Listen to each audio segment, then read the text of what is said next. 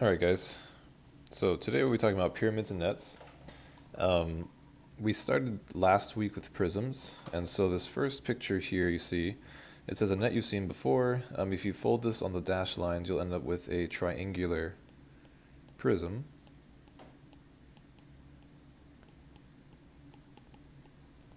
So today we're looking at a different three-dimensional shape. So this net, if you were to fold across these dashed lines, you end up with a square pyramid.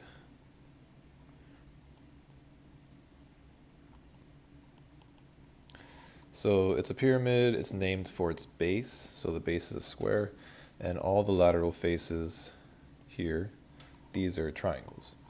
So on my pyramid, I have the nets to the left and the actual 3D solid to the right, and so I'm just going to label pieces of it. I have lateral faces, so this would be all the triangles. I have lateral edge, so that's just the actual line of my lateral face. I have one base, so that's the square you see. And then I have something called a slant height,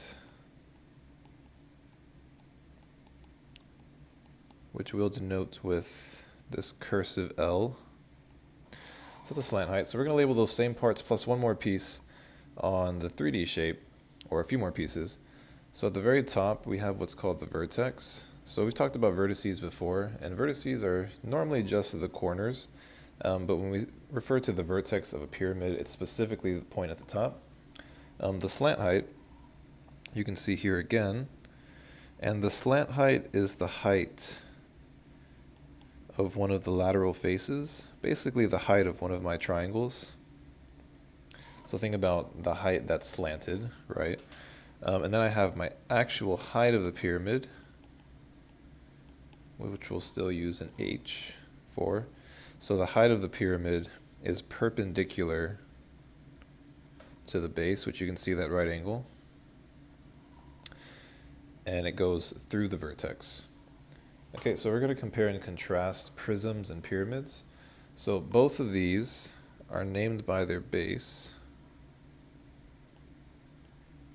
So I could have a triangular prism and a triangular pyramid. The number of lateral faces for both of these are the same as the number of sides of the base.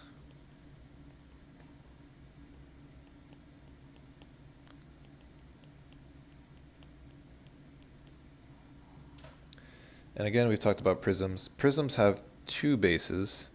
Pyramids only have one base. So the lateral face of prisms is always like a parallelogram, rectangles. The lateral face is always going to be a triangle for a pyramid.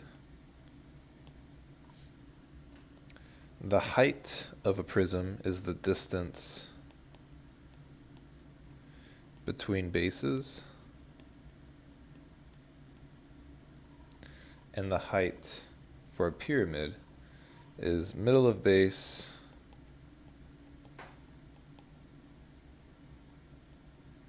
to vertex. Again, that part is perpendicular to the base, as we can see there. There is no slant height for a prism, and there is a slant height for a pyramid. And that's part one of our notes.